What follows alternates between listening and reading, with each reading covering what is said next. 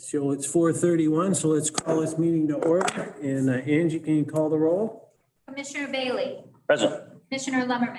Here. Commissioner Murphy. Here. Commissioner Smith. Here. Commissioner Bunting is absent. Alrighty. Commissioner Lemmerman, would you give us the prayer tonight again? Heavenly Father, we ask that you would bless this meeting and give us wisdom and guidance to operate in the best interests of the taxpayers of Gratiot County. In Christ's name, amen. Amen. And for the pledge. I Pledge allegiance to the flag of the United States of America and to the republic for which it stands, one nation, under God, indivisible, with liberty and justice for all. Born and unborn. Alrighty. On the agenda, I understand we're dropping unfinished business. Dan wasn't gonna make it tonight. Anybody have any other changes? In the last meeting, we talked about commissioners running up bills, bills that had not been approved by the board ahead of time. And I don't see that on here. And I thought we had tabled that for this meeting. I didn't know if that was part of the unfinished business or, I didn't get it, but we can add it if you'd like. yeah, I just, you know, So we want to add that as an unfinished business. Yes.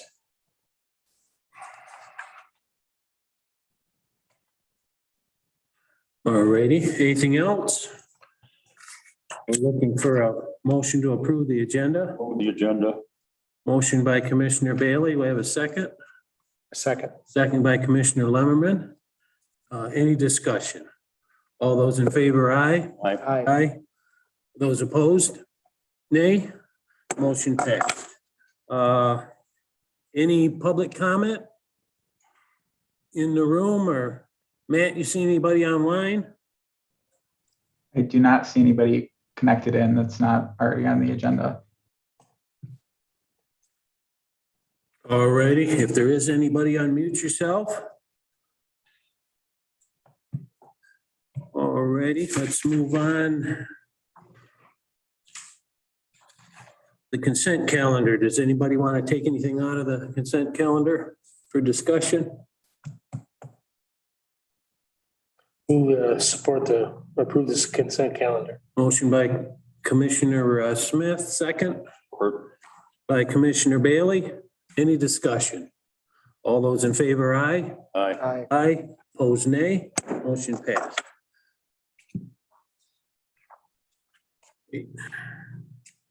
So we're up to the administrator's report. Everybody, good to see you. It's been a very busy week. First, I met with Liz Braddock last week, met with her in her new role. We just discussed how we can best communicate, how the county can assist the health department in the work that it's doing with COVID and frankly, everything else. We talked about our ARP funds and a COVID funding stream that the health department has received. My message with Liz and everyone else continues to be one of cooperation and collaboration. She had no immediate suggestions for projects, seemed to suggest she feels quite comfortable with the funding they have in hand. But we're going to continue conversations along those lines. And speaking of health, 2 meetings ago, this board decided to lift the mask requirements or to apply mask requirements in our buildings only to those who continue to be unvaccinated. I assume that everyone is compliant with that. We're leaving it to those who enter our building. Do know, however, that I'm continuing to track developments with the coronavirus generally, and then, of course, with the Delta variant specifically. As of last week, we had 1 confirmed case of COVID in our county. That's the Delta variant. We'll keep an eye on that going forward. But just as the spread of COVID cases came to Gratiot County later last year than in some other areas, that would be my prediction that we're going to get the Delta variant. It just may also come a little bit later than to those areas we're hearing about in the news. So I'll keep an eye on it. I will also advise you if in consultation with the court administrator and the sheriff, if we think that we need to reinstate some of the measures that we've had along the way, such as masks, health screening, social distancing. Again, priority one is keeping our staff and members of the public safe. Next, the fair is underway. Lots of activity out there. I know that the sheriff has his folks out there doing parking duty and all kinds of other things. I'd like to point out that our Veterans Services staff are making a showing there this year. I believe that Director Nancy Moser was there today. You may have received one of their postcards in the mail. I certainly received one. And this is the sort of outreach that this department began a couple of years ago. But I have to say that our current director, Nancy, is dedicating a great deal of energy to this effort. And all of that is to say that we can continue to be very proud of the service this department is providing to our veterans and their family members. Planning is also underway by the Veteran Services Department for a September 11th event, recognizing and honoring all veterans of the September 11 Global War on Terror. There will be more information to come about this event. September 11th falls on a Saturday this year. I certainly plan to attend. Representative Graham Filler was in the courthouse last week to receive the President's Award from the Michigan Association of Treatment Court Professionals. This award recognized Representative Filler's work on various criminal justice reforms. Chuck, I know that you were there, and I don't know if you'll have anything to add to that, but certainly his work on criminal justice reform has really facilitated and worked in tandem with treatment court work, and those efforts were recognized last week. Finally, in my weekly meeting with our equalization director, Keegan Bengal, last week, he indicated that the two new staff in his department, Jamie Gutierrez and Sammy Brubaker, are doing, in his words, awesome. Their customer service skills and work ethic is excellent. And as a result, he's able to shift more and more work to them. The field work is coming along well. In fact, Keegan indicated that they're farther along at this point in the summer than they have been in the 3 years that he has been with us. So there's certainly a trend in the right direction. And this is attributable to the fact that they started the work earlier, but Keegan has indicated that because Jamie was brought in as an equalization appraiser and has a certain certification, she's able to be out there and doing a higher level of work. And I mentioned that because this will work into a classification request that I will be presenting to you later in the agenda. So that's what I could think to tell you. All righty, thank you. Anybody have any questions? Okay, next up, commissioner committee reports. Commissioner Leverman? We haven't had an airport committee meeting in quite some time now, going on about. Elma's been pretty busy. So I don't have anything to report on that. I think I sent everybody a picture of that pike that was taken. Pretty good sized fish. And I had forgotten to tell you guys before that in June, they captured a 20-foot yellow python at Hubshire Park. Somebody had brought the python and left it. So yeah, that would have been interesting if that had gotten captured that. I don't know, you might. You were not fishing? He went out and got it. Rehomed that, actually. I I think Tom Clark rehomed that. Oh, okay. Yeah, they reunited the stake with the owner. I was not able to make the Arcata Township meeting last time, and I don't have anything else to report. Have no report. All righty. We just had the health board and nothing great there. Welcoming the first board as Liz there in charge. Sam? Listen, talk last meeting about the tower down in the south side of the county. There is an 800 megahertz radio hanging on it. And I talked to them last week and they hung the antenna out on it and a little dish that goes on it. They'll have the radio program this month. It'll be up and running at the end of the month in the south end of the county for our 800 megahertz radios. And I had talked to Tracy a few months back about this. The next thing we want to get done on this tower there is to hang a Verizon repeater down there. All of our county, Maple Rapids, all those guys in Clinton County run on Verizon phones.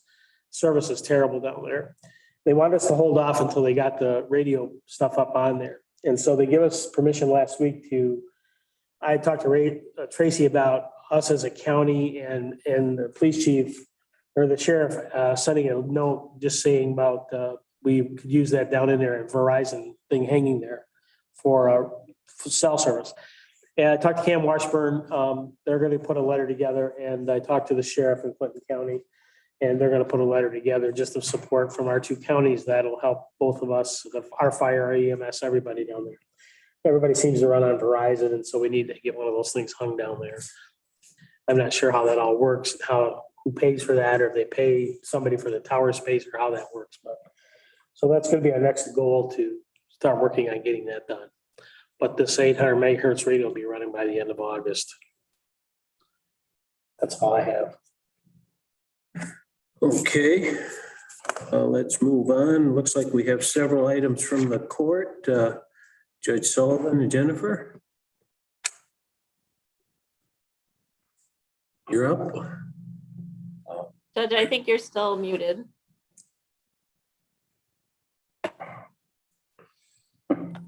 All right, sorry about that. Thank you for giving us some time on the agenda today.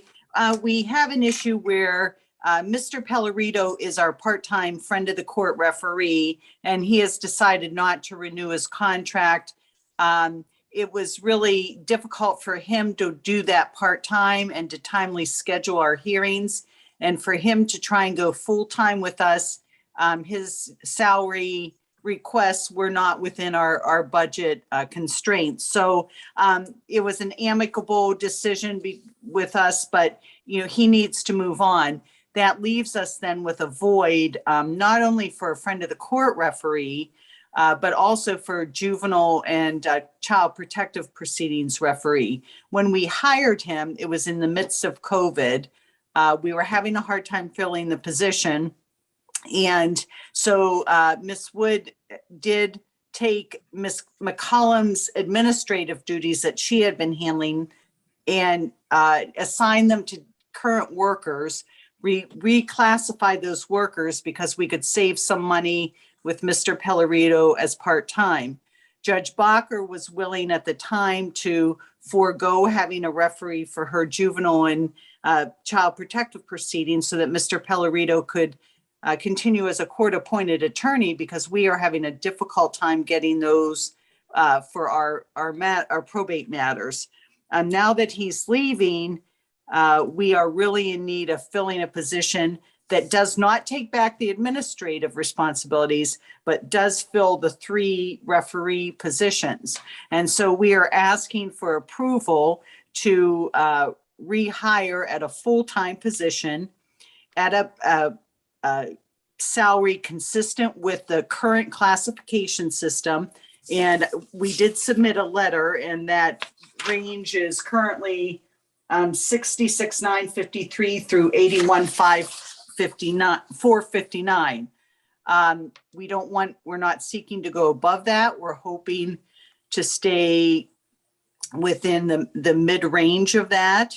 But if we do have to provide benefits or go toward the higher end of that scale, we may need an increase in our budget, not to exceed, I think it was 9,300. Is that correct, Jenna?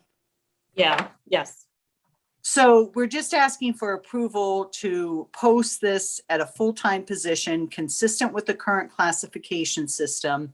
But we, are happy to answer any questions. Generally has more of the numbers than I do. All of the judges are in support of this. We've submitted a letter. Judge Barkman hadn't signed it because she was on vacation last week when we were circulating this, but she's on Zoom as well at this meeting and has expressed her support as well. So that's our request.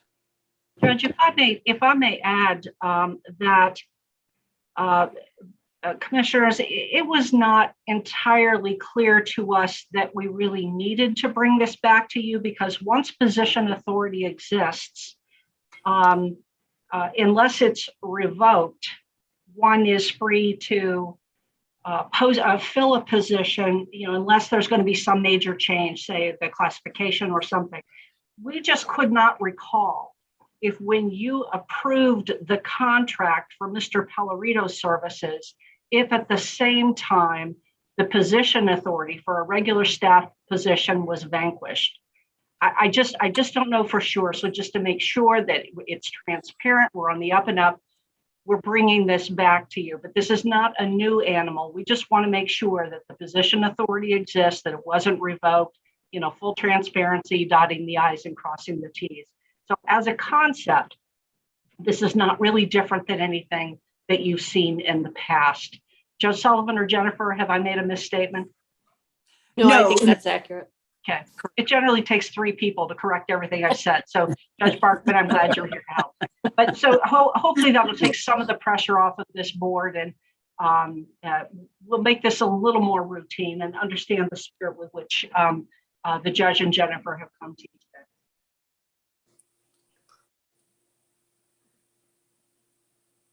So I believe the motion is to establish or reestablish position authority for the magistrate position at its current classification. Referee, thank you. At its current classification. You got that, Angie? And then I think that we also would like to request that if necessary, we would increase the front of the court budget up to $9,500.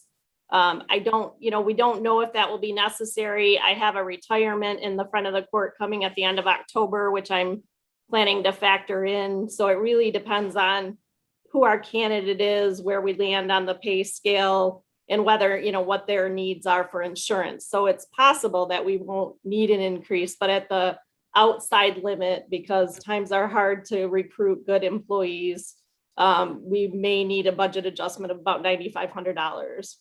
What you guys should also understand is this position is a Title 4D position, so it's reimbursed at 67% from the federal government. So, the county only pays a small portion of the position. And Chris, am I right that if the position cannot be fully paid, because there seems to be some question about that, you could come back with requesting a budget amendment? Well, at this time, next year's budget hasn't been approved, so there wouldn't be a need for an amendment. Are you proposing to post this position right away, folks? I am. Yeah. Okay, so do you think there's salary savings for it to get it through the fiscal year? I think for sure we can get it through this fiscal year. By the time we post and someone's able to wrap up a practice or whatever, it'll be close to the end of the year. So, and we have some surplus in our budget now. So. Hey, any questions, or I think we're looking for the motion? And part of that motion, is it going to be up to 90? What did you say? I got 95 here, but. It was 95. I apologize. Judge, I think said 93, but it's actually 95. Sorry. Okay, so we'll need to include that in the motion. Okay. If that's. But you're not requesting a reclassification of where that position was in the past. No, it's the same classification. So, yeah. So then I would so move. Motion by Commissioner Bailey. We have a second. Or Support by Commissioner Smith. And Angie, you have that all? Yes. All righty. Any discussion? So in this instance, we're talking about this because we're not sure if the commissioners approved the referee position before. No, Is that the time? you're almost right. Commissioner Limberman, in the past, there was position authority for a magistrate referee position. And there was a full-time individual doing that work, an employee at full-time doing that work. Then that person resigned and the court brought in someone on a contract basis. They brought that contract to the board and the contract was approved. But what we can't recall is if that contract was presented in lieu of, or if there was an effect to have eliminated the position authority for the referee. So just to be very, very sure that full position authority exists, we're asking you to either restore or simply not an approval of something that existed in the past. Did that make it clearer or less clear? Well, so I guess my question is, by approving this motion, then if there's a candidate change in that position in the future, it does not need to be brought before the board again, before the Board of Commissioners. Okay. Correct. If there's turnover, once position authority exists, they can slide people in and out of that position, until the end of time. Okay. I can just speak briefly. I mean, why we brought it to the board to do a contractual position is because it was in the middle of COVID. I had spent 3 to 4 months trying to recruit the right candidate and we just couldn't find somebody during that time. So we proposed the contractual position of a part-time position to see if we could make do with that. Unfortunately, it just hasn't worked out. We have more work than we are able to schedule in a timely manner. And so that's why we're back here wanting to go back to the full-time position. Got it. Okay, any further questions? contract position is eliminated. Those folks are gone. So we're with nobody now. Brian left and so we're with no one now. We're just going to fill that slot, is my understanding. Right. Well, Ryan's Yeah. contract goes to the end of September, but he has told us he won't be renewing his contract. Yeah. So we're just Okay. looking to transition. Sure. Okay. This is okay. Call it. Any further questions? Then all those in favor, aye? Aye. Aye. Opposed, nay? Motion passed. Judge Thank Barkley, you. boy, that was hard work for Judge Barkley tonight. I think she probably should have the day off tomorrow. I do Thank you. appreciate all the judges' support in being here tonight. Thank you, board, and thank you, judges. And Thank thank you, you. Board. This position is crucial in my view for the operation of the court. So from my standpoint, and I'm sure my colleagues agree, this is wonderful news. And so I think we all appreciate it very much. Yes, thank you. Thank you. You're welcome. All righty. Thank you. I was on Zoom, but thank you. Thank you. Close to attend. Thank you, gentlemen. All right, who's up next here? Health and Human Services? Commissioner, I still have 2 other agenda Oh, yeah, items. you've got some more. All right, there were several did, yeah. groups. That's right. Okay, keep going then. Okay, the next approval I'm seeking tonight is for the Title 4D contract amendment to the front of the court. That should be in your packet. Essentially, it is just extending our current contract with the Department of Health and Human Services for our federal money for reimbursement for child support services at the front of the court office. So I'm looking for an approval of that amendment. That's amendment. That's CCF 22-29001. Yes. Yes. that it? Yes. Yeah, I think we've done this past few years. Yeah, it's just it's common practice. I just wanted to make sure we had the right amendment approved here. Yes, we have a So- current contract in place and this just extends it for 2 additional years. Yep. I make the motion that we approve the amendment, CCF 22-29001. Child services or orchard child services. All right, motion by Commissioner Bailey. We have a second. Or- Second by Commissioner Smith. Any further discussion? All those in favor, aye. Aye. Aye. Opposed, nay. Motion passed. You had one other then? Yes, one more. So I'm also looking for approval of the child care fund contract for the fiscal year 22 and the 3 contracts that are attached to that. Those are encompassed within the child care fund budget. They're with Dr. White, Partners in Change, and Burgess Psychological Services. They provide services to our delinquent and neglect and abuse wards. And this is the budget that allows us the county to be reimbursed at 50% throughout the year for eligible services. This is another thing that I come to you annually to have approved. Is your year run different than ours? I mean, you're looking for 22 already? You're looking for year Yes, 22 it's due already? to I have to have my part to the state by August 15th. I see. But your year runs from October 1? Right. This, yeah. Yeah, okay. it gives them time to approve it and make any I see. changes that they have. Okay. I'm making a motion. Motion by Commissioner Smith, a second. Second. Second by Commissioner Lemmerman. Any discussion? All those in favor, aye. Aye. Aye. Opposed, nay. Motion passed. Thank you very much. I appreciate your support tonight. Have a good evening. You too. Jennifer, could you hold a bit? I think Chris is Yes. going to come back and might have a point of clarification. He just Okay. stuck his head in my office, Sure. so he's making his way back to his office. Okay. Yes, I apologize for that. It looked like in the last motion that was made approving CCF 22-29001, that is part of the contract that you're asking to be approved now and not the actual amendment.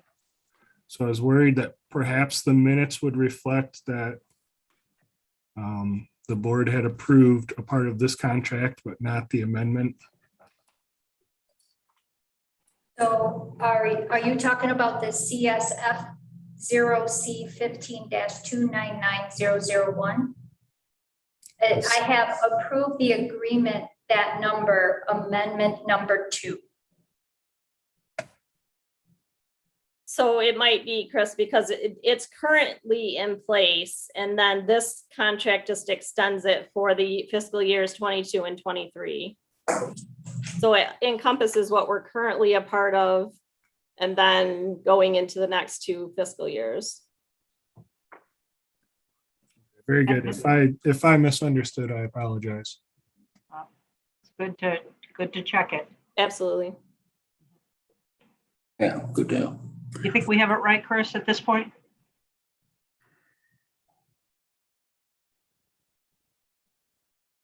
CSF OC 17-29001-A22.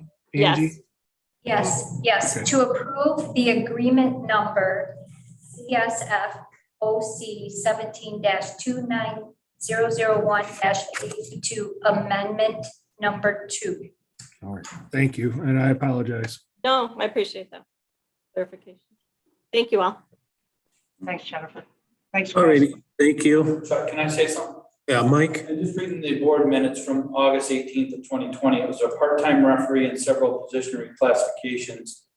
Motion by Commissioner Smith, second by Commissioner Lambrecht to approve reclassifying the 5 positions, one being the part-time contract, part-time referee contract with Ryan Pellerito, effective August 24th, 2020 through September 30th of 2021. So it's reclassification for that position that Ryan Pellerito was in. So our motion that we had tonight was to reestablish the full-time referee position to be posted at a salary ranging of $66,953 to $81,459 with a possible budget amendment of $9,500.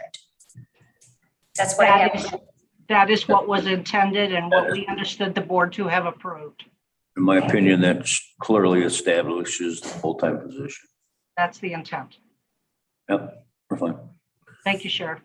Okay, very good. Thank you, Mike. Next up, Allison.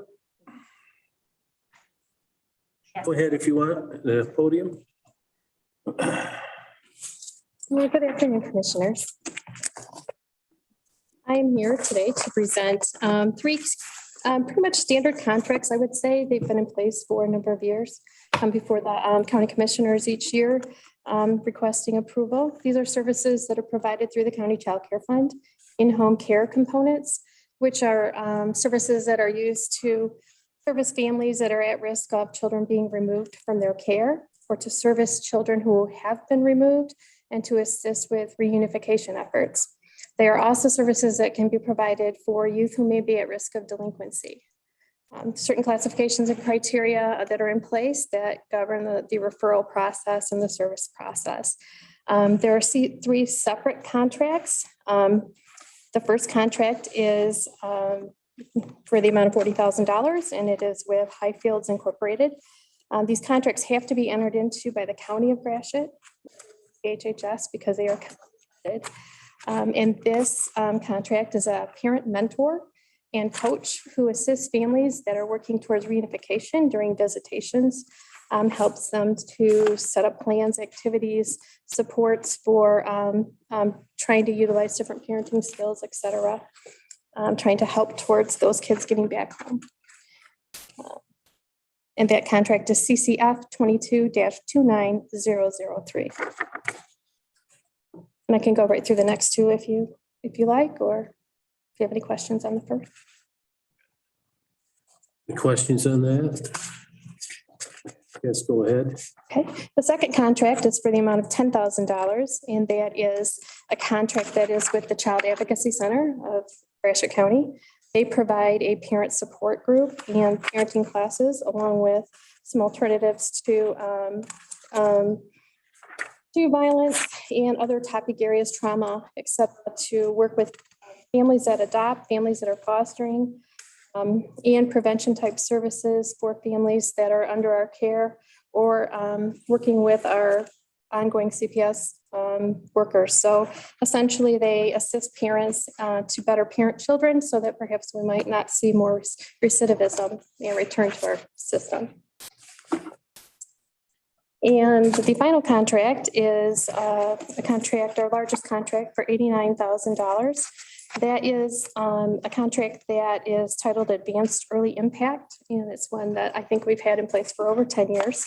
And it is currently under, this is contract C-29001, and this is the Orchard Children's Services contract that was referenced a bit earlier, but this is in-home services, therapy, counseling right within the home and the parents, working intensely on things like substance abuse, domestic violence, any parenting issues, any home budget issues. It pretty much runs the gamut, and the goal is to keep those children in the home and or again return those children home sooner. All of these three contracts are I've given you the full amounts, but they're actually, as Jennifer referenced earlier, reimbursed at 50% by the state. So the total cost would not be as I identified. It'd be essentially half of that reimbursed to the county. And those run this fiscal year which is the state, through September 30th of next year, 2022. Are all three of those contracts, the amounts unchanged from last year? They are the same. And they're in your budget? They are in the in-home care portion. The state did change to the state pays first in 2018. And so we no longer budget for institutional family foster care, et cetera. That's through the court. And then the state pays first, and then the county is billed after that for 50%. I would like to say that we've actually had two very, if you want to say good years, two very where the expenditures were very low, and we've been able to maximize the use of federal funds for foster care. So the cost to the county has been pretty reduced over the past few years. Do we normally approve all at once or separately? Remember? Done it all at once. All at once? I make a motion that we approve all the amendments, and I'm sure Angie's got the numbers. Motion by Commissioner Bailey. We have a second. Support. Second by Commissioner Lemmerman. Heard him first. Any discussion? All those in favor, aye? Aye. Aye. Opposed, nay? Motion passed. Appreciate you. Thank you. All right, Sheila, you're up next.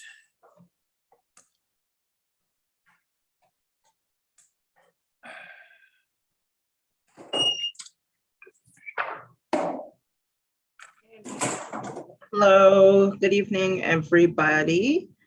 Yeah. Are we at the MERS pension fund statement? Because that one's not me, that one's Chris, I believe. I'm showing Defined benefit. section of healthcare plan. Okay, we can talk about that, no problem.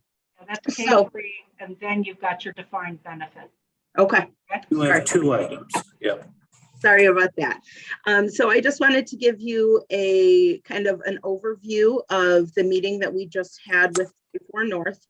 We are doing our annual joint committee that is proposed, that we investigate the healthcare costs and what kind of decisions will be made. It was myself, Tracy, Chris, Commissioner Lemmerman, and at least one member of each of the unions that were involved in this meeting. Looking at the medical costs, if we were to stay with the same plan that we have currently, it looks like it's going to increase about 10%. Dental has a decrease of 2%. Our iMed rates, which is our eye insurance, is guaranteed until next year. Lincoln Financial, that covers short-term, long-term, life, accidental death and dismemberment. That has an increase of 12.4%. And then medical and prescription for people over 65 retirees, that is expected to increase by about 8.3%. 44 North did provide us with 5 potential options, one of them being with staying with where we're at, and the others are to go to different plans, one of which would have coverage in the state of Michigan, but if you leave Michigan, you would only have coverage if it was an emergent situation. Another one would not have any premium cost to the employee, but we're not sure exactly what the coverage would be as far as people's, if they would be able to go to the same doctor or not. So 44 North is asking some additional questions. They're also going to go back to Blue Cross that we have currently and see if they can get that number down from 10% that it's at currently. There are also quotes out to other carriers of the long-term, short-term disability and life insurance to see if we can get that down as well. We will be meeting again as a group August 11th. And hopefully 44 North will have some additional information for us for that. And I will come back to you hopefully at that meeting, at the next meeting that has some more clear answers.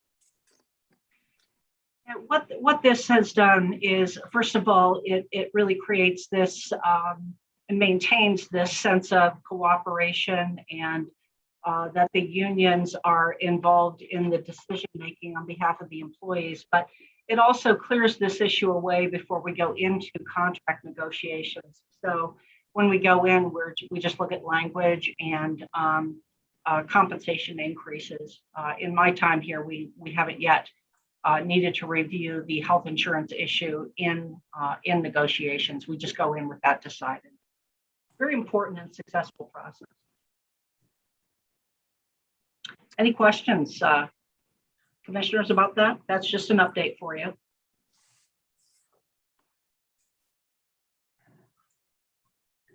Anyone, anything that's just an update? We don't need anything? That's right. We're ready to go on to defined benefit if there aren't questions. Yeah. I have any questions? All righty. You have something else then? I do. So the next thing is Division 10 of our defined benefits. So we are not actually putting anybody into defined benefit any longer. If anybody new is hired, then they go into a defined contribution. That's just what the setup is. MERS did an audit. They looked over our files and we actually have one division that is still open. So that needs to be closed. This specific division did have a bond against it. So we can't put anybody new into it anyways until that bond is paid off. So it's just really just administratively, it's just closing this account to new employees being added into it. This is a completely administrative matter. It was a straggler in getting closed because, of course, we closed defined benefit very long time ago. And that was one of the steps necessary, of course, for our ultimately having bonded on our unfunded pension. So this is just entirely an administrative matter. It's taking care of a loose end, but it does require the board approval.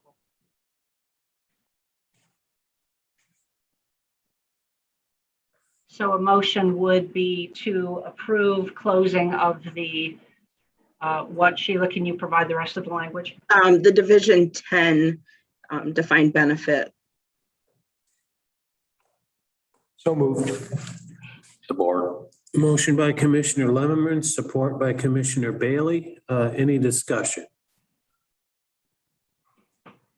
All those in favor, aye? Aye. Aye. Those opposed, nay. Motion passed. Thank you. Okay, and who do we have up next? Some restructuring positions? Yeah, I've got some positions I would ask this board to look at this evening. Beginning with agenda item K5, it's restructuring some positions, and I'm calling it bifurcation because, well, it's bifurcation. So this involves two positions, and it's not really reclassification, it's just a different classification scheme. So this is not something, the sort of idea I've brought to this board in the past. In my proposal, I'm asking your approval for creating two levels, level 1, level 2, for two positions in our classification scheme. There is a memo in your board packet that I hope gave you some initial exposure to this. The positions at issue are first, the Deputy Permits Officer, a position currently occupied by Deandra Huggins. It's in our Department of Community Development, overseen by Tony Miller. The second position is the Equalization Appraiser, currently occupied by Jamie Gutierrez and supervised by Keegan Bengal. Both positions have been previously held by staff who have not held any special certifications. In equalization, the highly desired certification and one that we never got staff to achieve are the MCAO certification. That's the Michigan Certified Assessing Officer. In the Department of Community Development, we now have Deandra Huggins fully certified to do inspections on soil erosion and soil conservation files. Now, Ms. Gutierrez in equalization came to the equalization department with the MCAO certification, and the classification and compensation that warrants that was previously approved by this board. So Ms. Huggins, on the other hand, earned the certification a few months ago. We reported to the board at that time that she had accomplished that certification. So she got that while already in our employ. So I'm looking for authorization of a level 1 for both of those positions for folks that come in without the certification, and a level 2 for those that come in with one of those certifications or moving into the level 2 if they achieve those certifications. Now, there are a number of important advantages for doing this. First, it'll give us greater flexibility in hiring. MCIO certified individuals they're not a dime a dozen out there. So we felt pretty lucky to bring in someone that already had it.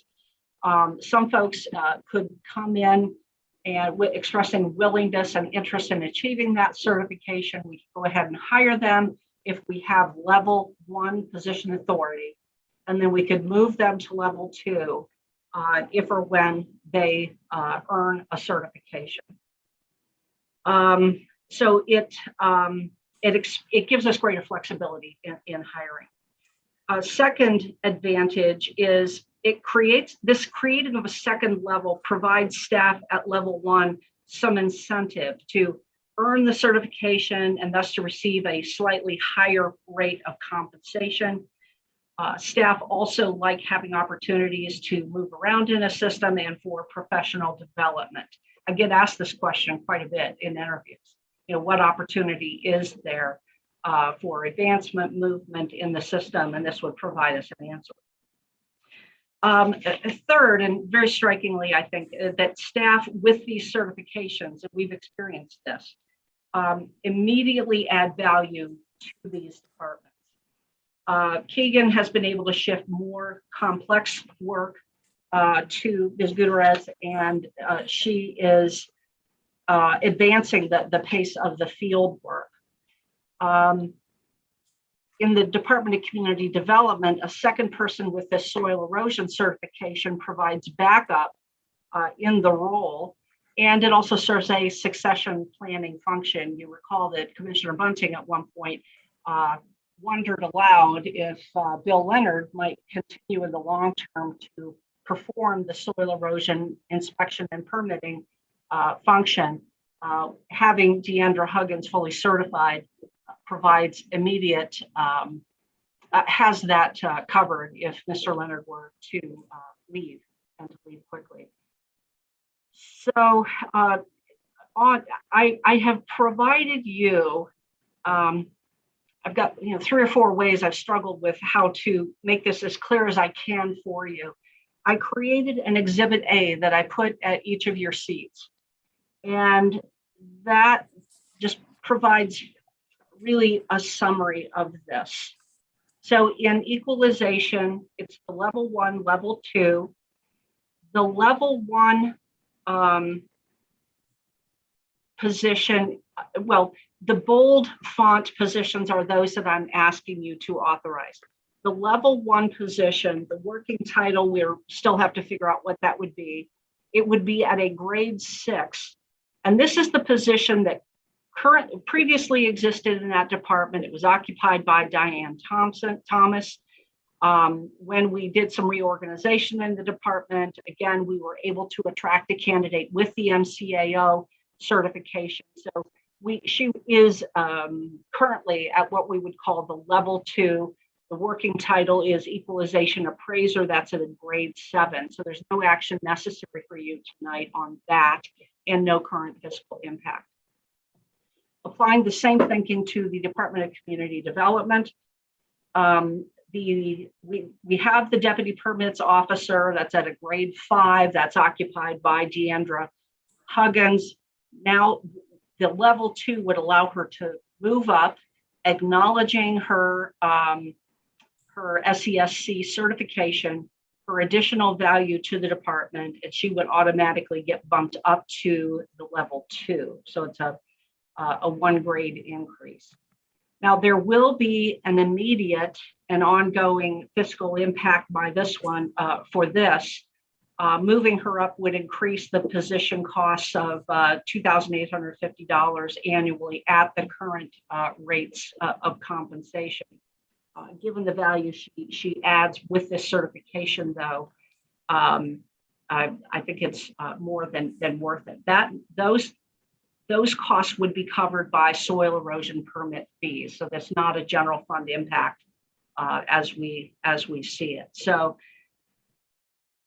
a final point is that please be clear that we're not looking for position authority so as to have a level 1 and a level 2 employee, two different employees, but only to have the flexibility to place a single employee at either level 1 or level 2. And we can make this as clear as we can in the minutes. So it's not to have two bodies in the office, but rather to create alternative classifications for folks depending upon certifications they might bring or earn while employed with us. So I'm sure there will be questions, but eventually I'm hoping for a motion to approve level 1 and level 2 position authority in the equalization and community development departments at the grades shown on Exhibit A. And I would ask that Exhibit A be made a part of the minutes. How unclear was that? Tracy, I'm not sure if I'm looking at Exhibit A or not, but am I correct saying that level 1 is going to be $14.07 an hour and level 2 is going to be $15.29 an hour? First of all, Exhibit A is the single sheet placed at your bench that is entitled Proposal for Bifurcated Position Authority, Exhibit A. You got it right there. Okay. But was I right on so I'm looking at the second page of the PDF as far as those hourly rates, the 8-page PDF? 8-page PDF. Oh, some of the attachments. Yeah. That's where I got those hourly rates. Okay. Sheila, can you help with this? I know that we've included the new position description, the new scoring sheets. I don't know the grade 5 position. So I think you're talking the deputy permits officer. Let's make sure we're first clear on which position we're talking about. Deputy permits officer at level 1 starts at $14.07 an hour. And then, but the grade 6, so the level 2 starts at $15.29 an hour. The equalization appraiser, shoot, I didn't put those numbers in there, partly because there's not an immediate or current fiscal impact, but I bet we can dig those numbers out pretty quickly for you if you're interested. The level 7, which is the level 2, which is grade 7, the starting wage is $16.52. And this is in our equalization department. Yep. And when it was grade 6, that wage was $15.29. Mr. Lemmerman, does that address your question? I think it does. So I will re-ask just to make sure. So for the equalization appraiser, it's a different hourly pay scale for level 1 and level 2 than it is for the deputy permits officer. That's correct. Because each position gets scored based on its position description, and the work in those two departments just isn't comparable. Okay, so one more question on this. Is this pay scale, the hourly rates, does the Board of Commissioners have to approve an increase in the hourly rates for these positions? Or does that happen automatically, like for next year or 22, 23? Like, do the Board of Commissioners improve an escalation in rates, or do the rates stay the same? Yes, or do they increase by themselves? I understand your question. The answer is yes and no. First of all, when you approve this scheme or you approve any position at a particular grade, the salary scale, the wage scale is already set. We have these salary scales. Now, do these things change?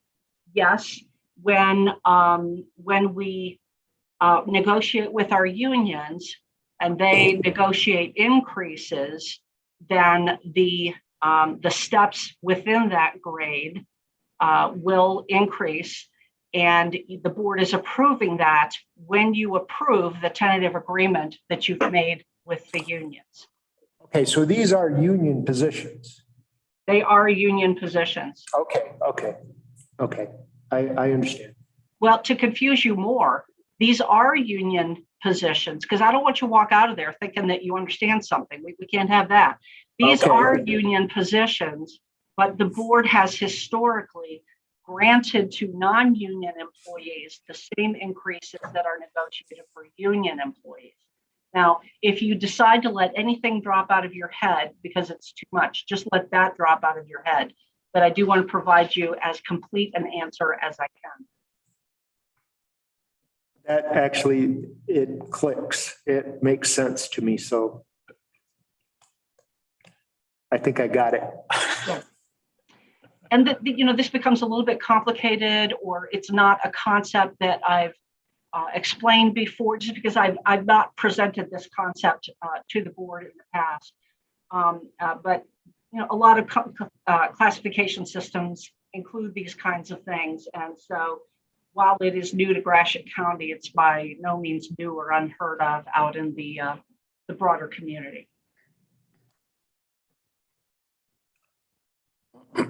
So when you're looking at equalization, you're really creating another position because the lady got some more education. And so if she decided to change positions or leave our employment and somebody come without the qualifications or the stuff that this Mrs. Gutierrez has, then they would come in at a level 1. That is correct. And so we could post it initially as level 1 or level 2, depending upon the certification one brings. And again, alternative. We're really making this, we're really adding a level because we've had somebody trained to become more qualified or whatever. You are adding a level. You are adding a level. So it's hard to talk about, we just went through this whole thing about positions and not people. Now we're talking about people. No, we aren't. And so. No, we aren't. We are. We're making this position because we have somebody who now has more education. We want to, we have someone who is in this situation, but and will immediately benefit. But I'm not asking you to bump up Deandra Huggins. I'm asking you to create these advantages in these two departments in the future. But yes, currently, to then appropriately compensate someone with that certification. This is all about the certifications. Right, but we didn't have those positions when we didn't have people in the position to move to the certification. My next question is. In that particular case, yes, Sam, but not in equalization. In equalization, she didn't have the certification when she hired in, but she Yes, got she the did. certification. Oh, she No. did. In equalization, she had it, and we got your authority to bring her in at that higher level. And by the way, that MCAO certification is something that we've wanted in that department for years, but we could not persuade staff to undertake the work to do that.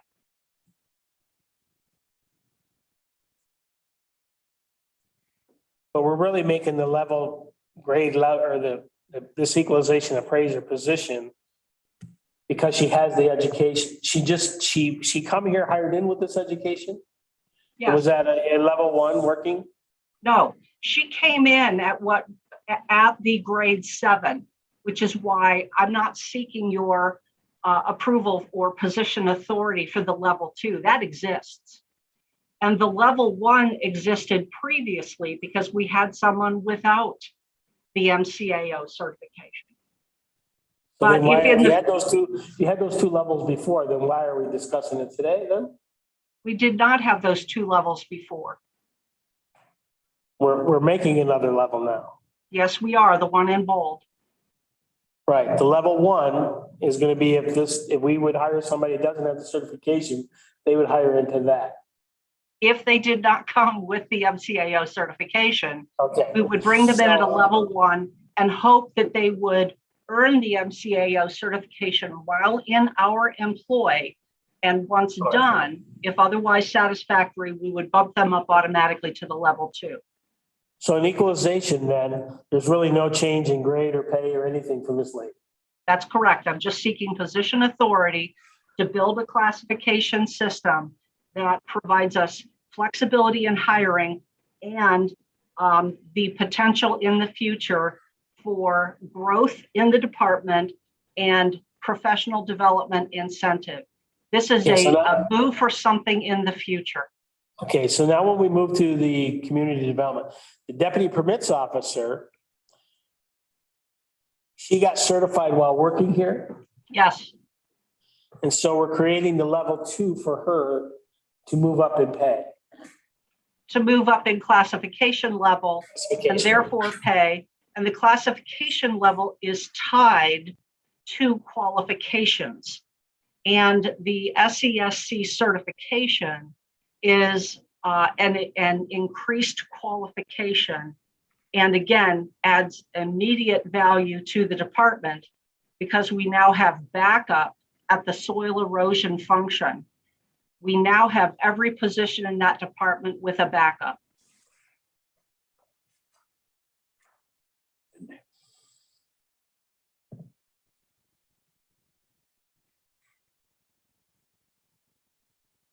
I just think, it'd be better down the road when it seems like every other meeting or so, we get something that comes about reclassifying somebody or moving somebody's position because either they're not being right, it's not right or whatever. I just think that sometime either, just like we did with the elected officials, we probably ought to sit down and look at this and say, this is what this job pays. And if you have this qualification, this is what you make. And if you have this qualification, this is what you make. But we're really hiring the number 1 qualification. That's what we need. I just feel because the permits officer now got some more education, we're moving her up and we're just adding a little 1 here and a level 2 up here and a level 1 down there, I just think we need to somehow fix this so that we're not dealing with pay throughout the year. Well, with folks. yeah, I mean, we could save up all of our reclassification requests for one point in the year. We could do that. However, things do change over the course of a year. And if someone increases her qualifications, I don't know if she should have to wait 10 or 11 or 12 months, number 1. Number 2, I'm a little surprised to hear you say it, Sam, but what we need is an overall comprehensive classification study.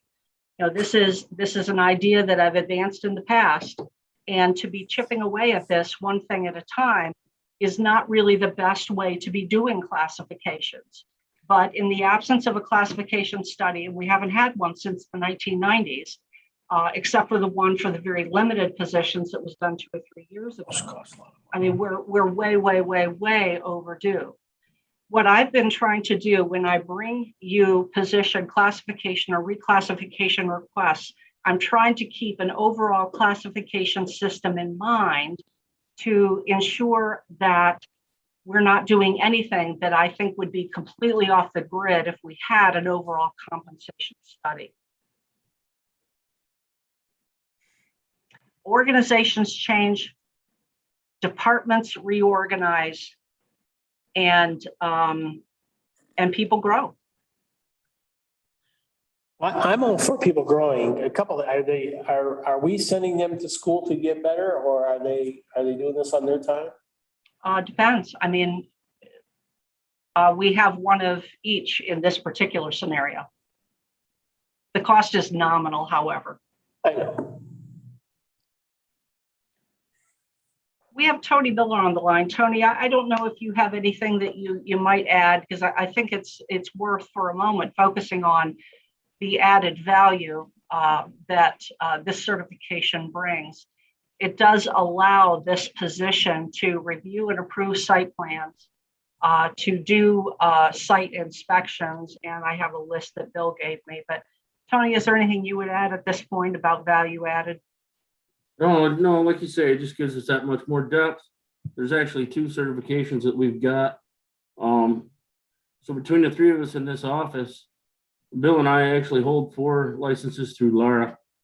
And all 3 of us have 2 licenses through the state of Michigan Eagle Division for soil erosion, stormwater, construction site management. In the case something were to happen, especially with the COVID scenario that we went through, someone has to be gone for 14 days.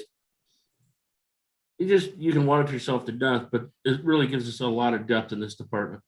And having the certification and the ability to perform the plan review, issue the permits, yeah, it's a huge step for us. And this work doesn't just involve getting in the truck and driving out to a site. It is reviewing plans, approving those plans, and then doing these inspections. So one takes quite a lot of responsibility in approving plans and signing off on permits. It's a lot of record keeping, accurate record keeping. And that's where she excels. But given us all the opportunity to be out in the field too, we can perform double duties as well. Bill does building inspections for me on occasion. If he's going one end of the county and I'm going to the other, we kind of help each other out. It's worked really well, saving a lot of time. Ultimately a lot of money. It's a good program. So. In the back of my mind, I am seemingly in many situations, I'm thinking about Subway hiring people at $14 an hour to slap a sandwich together. And I guess I'm saying if you folks feel like these classifications will help us to retain people once they're certified, I'm in favor of all that. I'm hoping that that's enough. These levels that you've set out here. Well, the salary scales, those are set, and those things get looked at when we negotiate with the unions. But again, we're looking to reward people, and we hope retain them rather than taking their certification and going somewhere else. And again, these things are not dime a dozen, MCAO or SESC and stormwater. Well, Sam, I'd like to separate this situation from the whole reclassification, doing a reclassification study, and I would like to make a motion that we approve this suggestion, this presentation. I would like to make that motion. So you're moving to approve level 1 and level 2 position authority in the equalization and community development departments at the grades shown on Exhibit A. Yeah, all that. And I would support that motion. All right, motion by Commissioner Lumberman, second by Commissioner Bailey. Any further discussion? Yes, I agree with Sam. It seems like things get muddied in the waters with the grade classifications. And, we're just simple. I'm just a simple guy. I go by what, you tell me. But there's got to be a more comprehensive way to be able to reward people that are doing a position that is doing an excellent job and is getting certifications to make their job even better and benefit the county. So I think you are right, we have to separate the issues about the classifications, but we should put that on, really, in my opinion, on one of the board goals, is to get a classification system reviewed and so that we don't have to sit here and discuss this all the time. Right.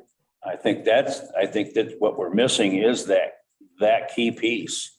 And I think the administrator has been trying to get to that point I think we have to have a frank discussion on how we do that. And I think that's one of our goals that we should put in our goal setting for this coming year, is to figure out how we're going to do that. Because I know to do that, it's going to cost some money. It's going to cost a lot of money. But if it does at the end of the day, help create a situation where our administrator doesn't have to keep coming back to us with these, I mean, let's look at this. Our county has grown by leaps and bounds in the last 5 or 6 years by the professionalism of the county. The people that we have, in my opinion, are much more qualified than the people that we had 5 years ago. We keep improving. Not to say that the people weren't doing a good job, but every time we replace somebody, we seem to be able to increase the knowledge, increase the capability, increase the professionalism of this county. And Tracy and her staff have done, and her HR staff have done a great job of finding good people. But I agree with you. If we're going to keep good people, the guy that wraps a sandwich at Subway making close to $15 an hour. Yeah. And a lot of these positions aren't paying that. And we have to understand that we, in order to grow as a county, have to have good professional people in their positions. It's simple as that. You know, we don't want a guy that can wrap a sandwich to do payroll. We want somebody that can know how to do that and his works good in that position, you know? That's all I've got to say. It's just a matter of, there's nobody's wrong here. Everybody's got a point, is what I'm saying. But I agree with you. I think that these classifications need to happen, and let's just, you know, that's all I got to say. Okay. I guess I just want to clear up wrapping a sandwich. There's probably $10 an hour added on every employee in this thing that works in this county. Benefits, retirement. I agree with you. Probably $10 an hour. I mean, I don't want people to leave here and saying, I don't want anybody who works at this place to say, I get the same thing as they make at Subway for wrapping a sandwich. There's probably $10, there's retirement, there's health benefits. I agree with stuff added to this job, which is a great job for Gratiot County. I mean, I know a lot of folks in this county and they would love a job here, you know, and this is a great steady place to work. You have great people, things are fine, but I just kind of get tired of, and I don't know if I'm in favor of a study. I'm not a big study guy, because you can make them say what you want them to say, but somehow I think we have to look at this and have a real solid way to hire people, to pay people. And just like I think we did it, this committee we had with the elected positions, I think that turned out well. You know, everybody wasn't happy, but I think it turned out well because we looked at positions, you know, and so I think when you start looking at stuff like this, you're going to be looking at, if you were going to do this yourself, we're looking at a level 1 to be a grade 6 if you don't have this qualification. And when they hire you and you don't have that qualification, you get to come in here and they're going to train you to do this. You're going to get that pay, you know, and whenever you meet that qualification, you'll move to that level 2. But I hope we're not doing that at level 1 just so we can make a level 2 in the next position. You know, I don't have a problem with this unit right here, but people here don't make the same as they do at Subway. Yeah. I mean, well, they get benefit, obviously. Which is a $10 spiff. They get a lot of benefits, and we know that. Yeah. But the point is, we have a great staff. And I agree with all with that. A lot of business. You agree with that, and we want to continue to have great people. In order to do that, we have to have competitive wage, and then it boils down to that. So are we ready to vote on the motion then? I just have a question. Tracy, do you need that effective immediately, or do you need an effective date? I would ask that it be effective August 1, I guess. There's only one person in a position that would be impacted. And she's been certified and adding value for a few months now. So, you know, August 1 or a date set upon by the board. That's fine with me. I don't know how your payroll works here. Yeah, that's what the payroll, Next that's why she's payroll. looking at it. August 1 is the beginning of a pay period. Yeah, that's fine. All right, that's acceptable for the motion maker. All right. Any further discussion? All those in favor, aye? Aye. Opposed, nay. Motion passed. Before we move on, is there interest in getting Tracy to put some bids together on what a classification study might cost? Well, we could do that, but I think Sam brought up a great point. We had a committee that studied for all the elected officials. Maybe we could recreate a committee. I don't know if she's shaking her head no. So. No, it's much too complicated. What I would like to do is have a discussion of this issue placed on the board agenda, and we can talk about the concept. And this really is, it's much more complicated than the few elected official positions that it's much more complicated than that. So I'd like to be able to have a discussion about that. Okay, Also any in that objection to discussion, that? also in that discussion, you'll have a classification study done, but organizations continue to grow and evolve. So, you can't have one classification. You are unlikely to have But one maybe- classification but Tracy- study. And Yeah, I'm sorry to interrupt, but maybe by having that system, we can create within the system the ability to do what you're trying to do today. In other Right. words, things change. We understand things change, but we somehow have, as a board, have got to allow you to have the ability to make changes as and inform the board. I'm just trying to figure out I don't know how to do that, but I think that's something we should have a goal to do. I agree, because I believe a classification study would contemplate things like these level 1, level 2, a number of these issues. Position authority for these things would already exist, so that if a position evolves through reorganization or in other ways, there's a position that already exists. And the board, by adoption of the classification scheme, will have approved that position. So, yeah, there are a lot of advantages. And Okay. again, this is why I think that spending time just on this discussion would be warranted. Okay, to move on, looks like we have another reclassification request. Which I almost don't want to bring up in light of this discussion, although this does highlight really when we talk about a department reorganizing or a department growing, this position being impacted really illustrates what happens. I think that those who've been here for a while understand that there were some problems with financial administration in this county in the past. Through no fault of the folks in the positions, we just didn't have a good financial administration function, a structure. There were numerous recurring audit findings, a variety of problems, a lack of flow, I would say, between the treasurer's office that takes money in and financial administration that takes it out.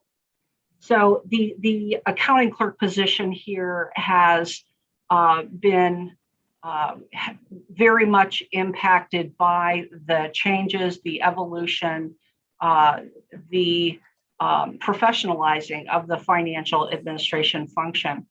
I provided a memo for you. It's in your board packet, and I've spent the first, I think, three paragraphs talking less about the accounting clerk position and just more about the financial administration department overall. There have been considerable changes, I think improvements. I think our audits suggest that our balances and balance suggests that our restructuring of debt, which saves the money, which it is financially, fiscally prudent, reflects that. And, this has not been the financial administrator all by himself. It's not been your county administrator all by herself. And Chris will be the first to say that. And, when I came here, we had HR functions distributed between 3 positions out of what, 4, I think here. We had bill paying or accounting functions spread among 2 or 3 staff. I mean, it was just not, it didn't make a lot of sense. The accounting clerk position has grown incredibly, and some of the changes are listed for you beginning at the bottom of page 1 in my memorandum and continuing on page 2. In addition to the greater volume and higher complexity of the work, this position has become a safety net for the work of other departments. This really is the last stop, and many errors are discovered at the desk of this position. And given a little bit of time, I could come up with numerous examples, including criminal conduct, the forging and duplication of a couple of checks, catching, just a variety of things. And she's also, this position has become a technical expert and is utilized as such, is contacted by numerous departments when they have questions about the accounting function. So a review of this position is overdue. People who are doing the same work or less around this position have been reviewed and bumped up. So it's time to get this one to you. Yes, we need a classification study so we don't pick away at these one at a time. But I am reluctant, in spite of the kind of the direction this conversation was going. I think that I want to bring this to you. I don't want to further, continue to, in my view, undercompensate this position for another 2 years while we get a classification study done, get it in front of the board for approval and so forth. And it will be 2 years based on our experience just with those 14 or 15 positions that we have reviewed. So, Chris, what would you add? Well, I would add that the reason that it is overdue to be looked at is because it's never been looked at, to be honest. We had to create a position description to score because there was never one created. And what this position is, it is the hub of the financial wheel of Gratiot County. Everything that goes out of this county goes out through this position.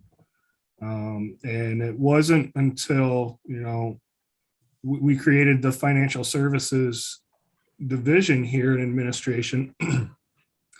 And that is when we created procedures. And when we create procedures, we assign tasks within those procedures to people. And once all of this was built and once all of this was put together, that's when this position expanded beyond what even the person who was working in the position realized it was when they had the position. You don't know what you're supposed to do until somebody tells you what you're supposed to do and how to run things. So that's that's what we're bringing to you. That's what we're asking for you. The scoring.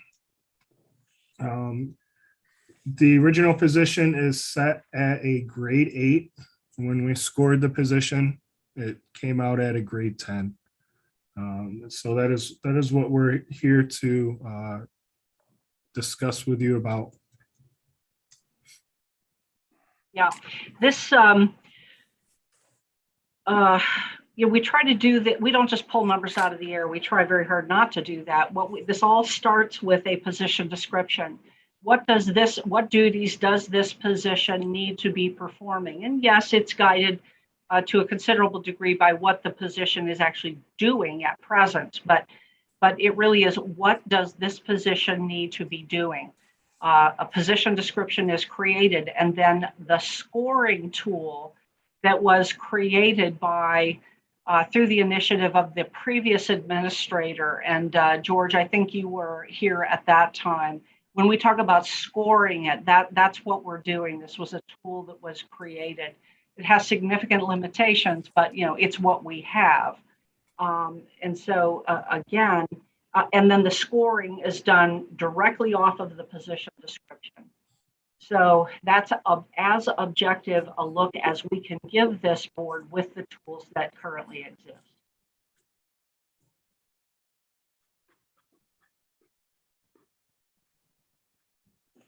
Okay, any questions?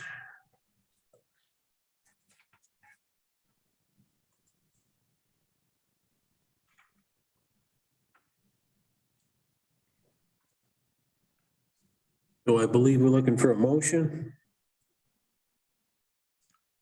I would make a motion that we add the position of senior account clerk at a grade level 10.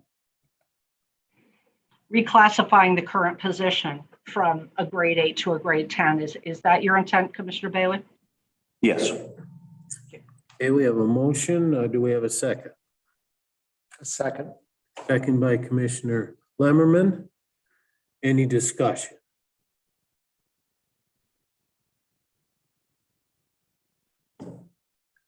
All those in favor, aye then? Aye. Aye. Opposed, nay? Motion passed. All right, next. I believe we're just approving We're at the Area agency. Agency on Aging. Yeah. Region 7 Area Agency on Aging. Approval of proposed annual plan.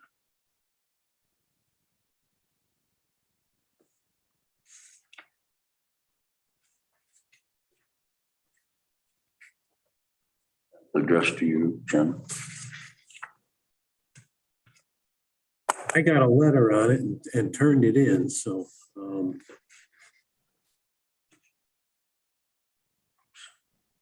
This needed to be approved by Yeah, it just- a second. Yeah.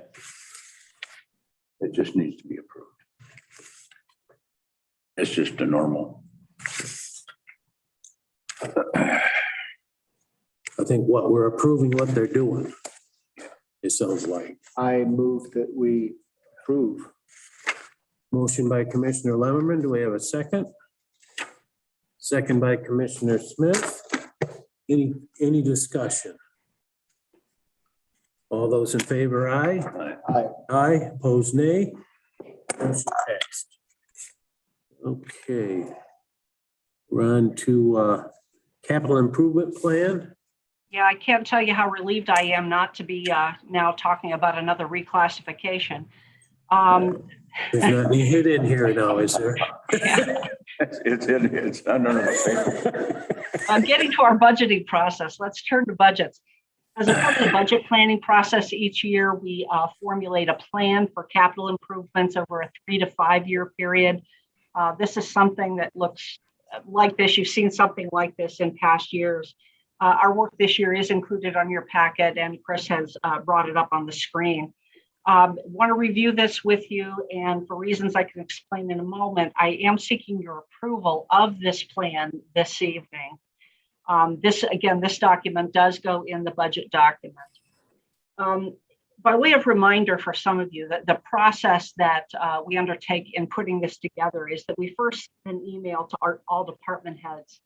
We ask them to submit any capital improvement projects they would like us to consider for the next year or 2 or 3. And they're used to getting this by now. And then we did get a handful of submissions. We then assemble our review group, which has been comprised of Chris, our procurement officer, Kaylin Lombard, Matt Hewitt, our IT officer, our community development department head, which is Tony Miller, and then Ryan Sullivan, who serves as the buildings and grounds project supervisor. So we review the requests submitted by department heads. We review the lists formulated by IT, buildings and grounds, community development. And then with Kaylin's considerable help and a great deal of contribution from Tony, we then gather cost guesstimates for each of the projects. Not rock hard numbers, but something good enough to help us plan. And with those things, we sit down and we prioritize the projects based on urgency of need based on cost and available funds. So there really is a system involved, which is a little different than in years past. There were just things that would appear on the list, and there wasn't any budget planning tied to it. So we put together a pretty good system, and I think we're getting better at it each year. We've improved on this process again this year by creating a cyclical plan for carpet replacement and painting. We had a few years ago put together a plan for cyclical replacement of our workstations, laptops, desktop computers, just to make sure that these things weren't breaking down and every replacement was an emergency. So we have a very nice plan that contemplates the expected life of these computers, and then we can also plan for the cost. Similarly, we've fallen behind, frankly, on replacing carpet and the paint jobs. If you take a fresh look at them, you'll see I could use a little work too. So I'm very proud of the work that Deandra Huggins and Ryan Sullivan did, and Chris is scrolling through that and showing you. So we don't have to walk around the building each year and say, oh, okay, there. We also can give departments an idea of when they can expect paint and carpeting. So it's just more planning for you. So we're submitting this plan to you. ARP funds have been added as a source of revenue this year. We also we specify which projects are funded by general fund, which are funded by maybe millage funds. COA often has projects that some of their millage funds might be involved. Sometimes fees, for example, when permits gets a truck, there might be there are fees that are involved. It's not just general fund. So that ARP has been added to the list this year. So I've described the process to you, and you have the document. You can see what we've come up with. Chris, what would you add about the finances and the budgeting?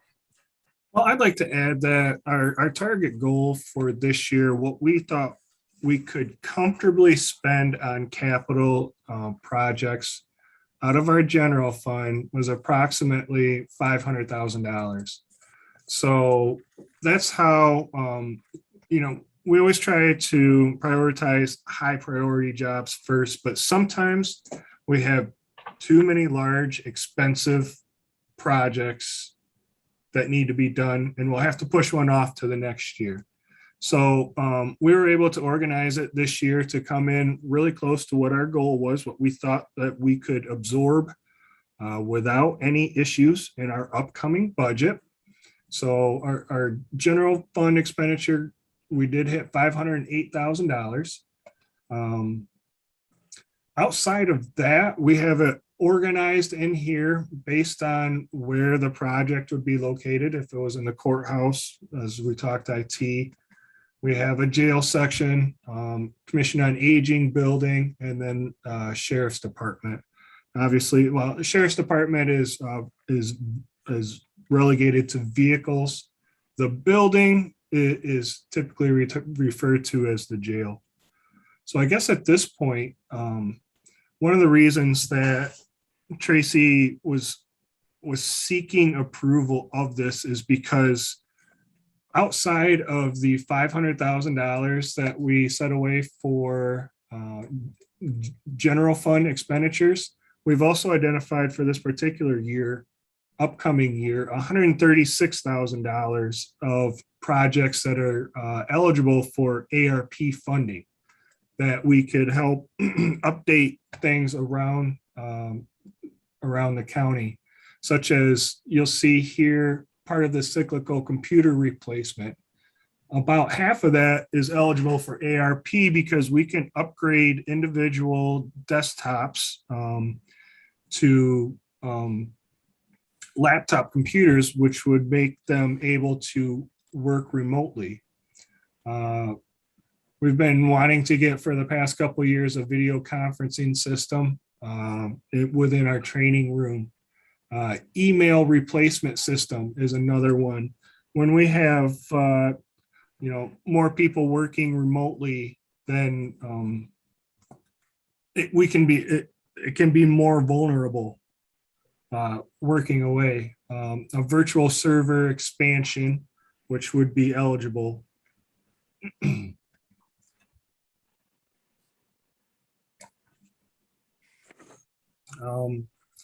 And I guess at this point, I'd be interested if you have any specific projects that you would like us to talk about.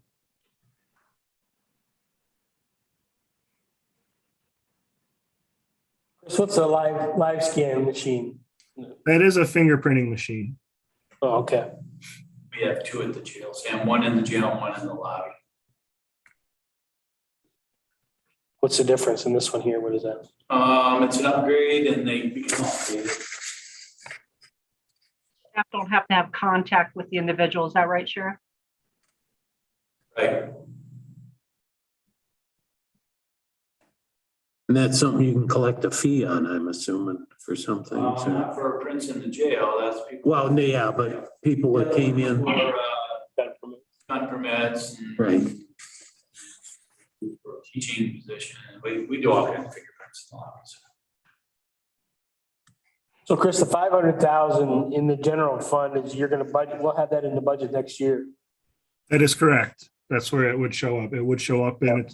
The capital improvement fund is tracked separately, so you'll see that number. Yeah, so the people around the courthouse think these are probably the most pertinent things we gotta get done. Right, and that's what that committee that Tracy referred to sat down and discussed. I mean, we take the ideas from a broader pool of people, but then the work group that I've identified are really the folks that can, sit down and have an understanding of, is that wall about to fall down versus do we want a prettier color of paint? So that's the group that really has the knowledge to do that. You'll see on the courthouse, the building facade repair. I mean, that's a big ticket item. It's $100,000. But we've got this sort of loose material that the courthouse is made out of, and salt and weather conditions have really eaten away at that. And we just don't want that to become any worse as it is. If we lose another layer of that, you're going to get some moisture problems and all that creates. So again, that's our things I identify, that Tony Miller sees, that Ryan Sullivan sees. So these things come from a variety of places. And again, on rooftop units, you'll see unit 3, unit 4, the courthouse. Some of that too is just heading off failure. Because when you have to do anything in a tight turnaround, right now it isn't going to happen because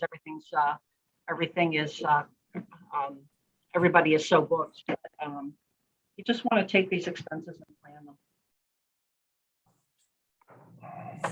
I move we approve the capital improvement plan. Motion by Commissioner Smith. So we need a second. Second by Commissioner Lemmerman. Any discussion? Chris, going to the very bottom where you got it right there, the almost 2 million that we're going to spend over the next 5 years. When you take the general fund number of 590 and you add the 136 from ARP, that's 726,000 that we would be spending next year. So well over a third of the 5 years, correct? That is accurate, yes. So the fact that we're, I believe you told me that you feel we're going to carry a $500,000 surplus into next year. It looks like we can handle this easy and then make a really good handoff to the next 4 years. Like we're putting a really substantial down payment into this 5-year, $2 million spending. That is accurate. Also, it's a lot easier to identify projects that are in immediate need of being addressed versus what might need to be addressed in 5 years from now.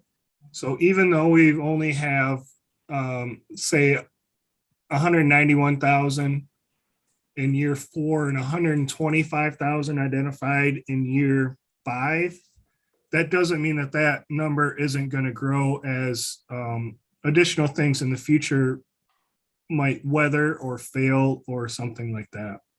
Also, some projects get pushed forward because we weren't able to get them done in a particular fiscal year, so it gets bumped to the next.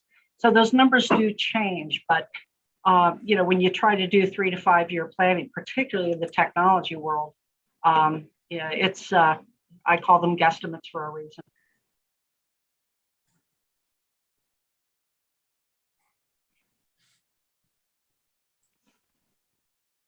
I guess I'll call question. All righty, no further discussion. All those in favor, aye. Aye, opposed, nay. Motion passed. Oh, we've removed Dan from the schedule and we wanted to add talking about commissioners getting legal opinions. Correct? Yes.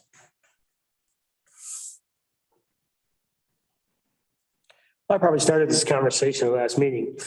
I think a legal opinion is just charging the county for something. I can't go charge the county a tank of gas. I can't go to the grocery store and charge food to the county. And I don't think I can charge a lawyer to the county as a commissioner. I think things like that are brought to this board and we need to look into something that, and I think that they went to this attorney about somebody forged something here. I think that should have been brought to this board and we would have said, as a board, said, let's look into it. And Chuck, you're the chairman of this board, you go look into it and you let it come back and tell us what you found out. I don't think we have the right to just willy-nilly go dial somebody up and put a bill on this county. I mean, it's no different than going charging a gas, or I don't think I can go buy a car and charge it here and say I need something to drive back and forth. I just don't think that's right. From little to big, I just don't think that's right. Taxpayers' money. And I talked to Tracy about it, and maybe we need to think about a policy.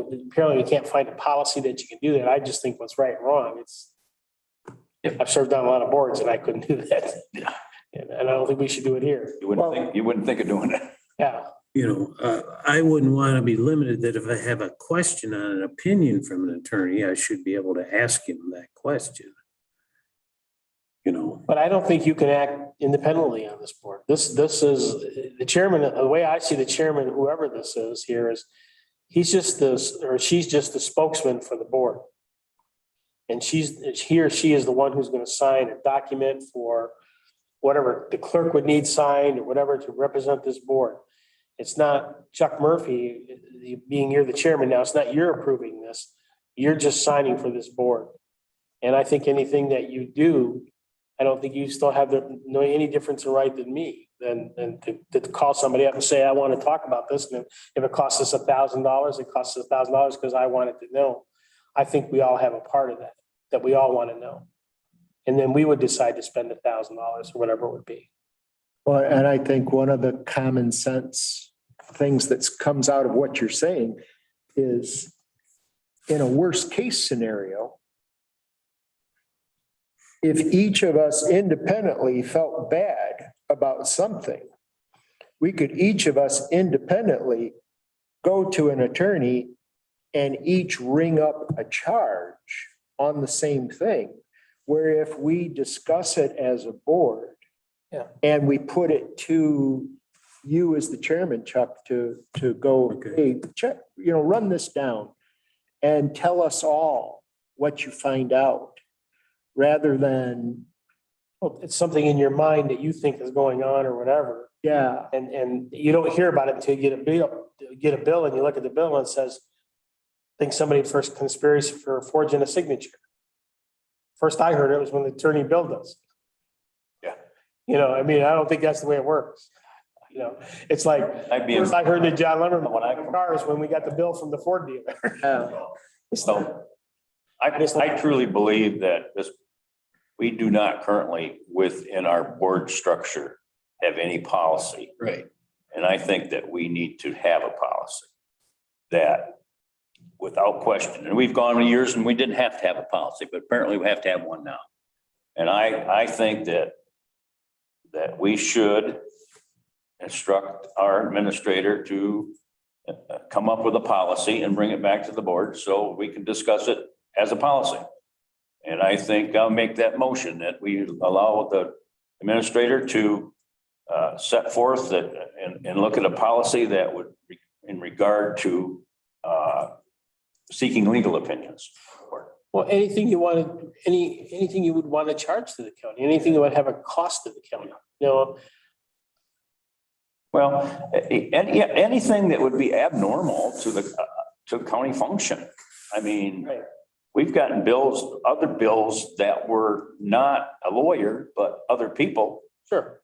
And I want to tell you, I remember a big hubbub one time on a school board that I didn't sit on. But the school board sent flowers to a gentleman who served on the board for 30 years.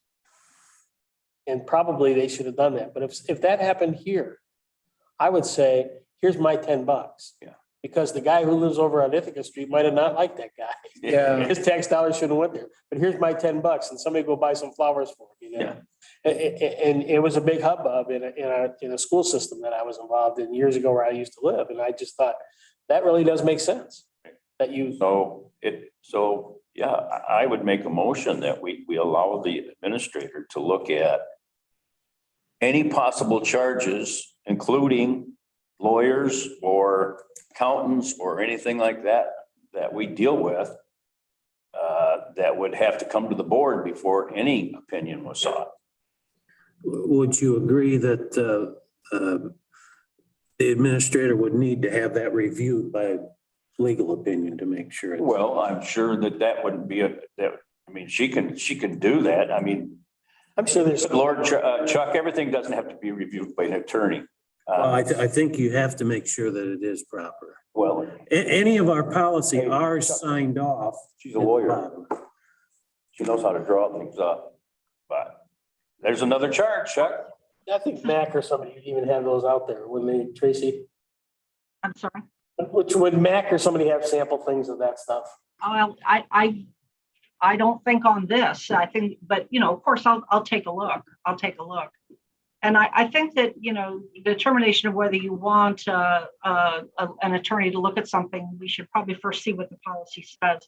I really, you know, and how it turns out, what you decide you want it to say, but you know, this is purely policy. And yeah, this is, well, yeah, let me put it together for you and Please. have you take a look, and then you can decide where you want it to go. Okay, so we have a motion. Did I get a second? I second it. A second by Commissioner Smith. Any further discussion? Chuck, do you have any objection to that? Do you have any objection? Well, like, you know, my opinion on it is like any of our policies, I've looked through them. They all have a legal sign off that this is proper. So I would think you would want that. Well, first of all, we got to get it. First of all, we got to review it. Yeah, let's get that done and see where we're at. There's a policy, folks, on policy development. It used to be called policy on policies, and that sounded so bureaucratic, I changed the name of it. But that policy specifies that not all policies require legal opinion, because there are some things that are just purely operational. And, you know, and we have a pretty good sense of what needs to go there. The policy that created the discussion, and that apparently we needed to check to make sure I had not forged an attorney's signature, that actually had gone to an attorney. And but you know, if we present a policy to you and really it was our judgment it didn't need to go to an attorney, you can still ask that we do that. But according to our policies, not every policy needs to undergo attorney legal review.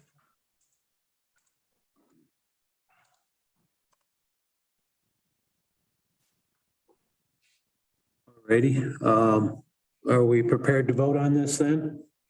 All those in favor, aye? Aye. Those opposed, nay? Nay? Motion passed. And the next thing, okay, do we have any additional public comment? I don't see any in the room. Anybody online, Matt? I don't see anybody connected in for public comment. Okay, if there is anybody, they can unmute themselves.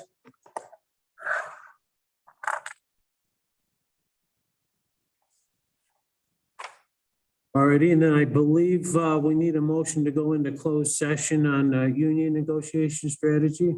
Mr. Chair, may I request a 5-minute break for human comfort and to allow us to transition? That sounds very good. Okay, let me make the motion and we're going to do that. Consider to enter into closed session for the strategy of negotiation sessions connected with the negotiations of collective bargaining agreement of either negotiating party request and closed hearing. MCL 15.268. 8C, rules of organization, policy and procedures of Gratiot County Board of Commissioners. And that policy was dated January 5th, 2021. I guess I support that. Let's go to closed session. Hey. He read everything that was on this piece of paper, so. Well, there was one little thing, AR.4.5 and then 5 in parentheses, but whether that's important or not, I don't know. But I know Angie knew what to put down. Yeah. And I also put down after a 5-minute recess. Okay, any discussion? All those in favor, aye? Aye. Opposed, nay? Motion passed. We'll reconvene in executive session in 5 minutes. Okay.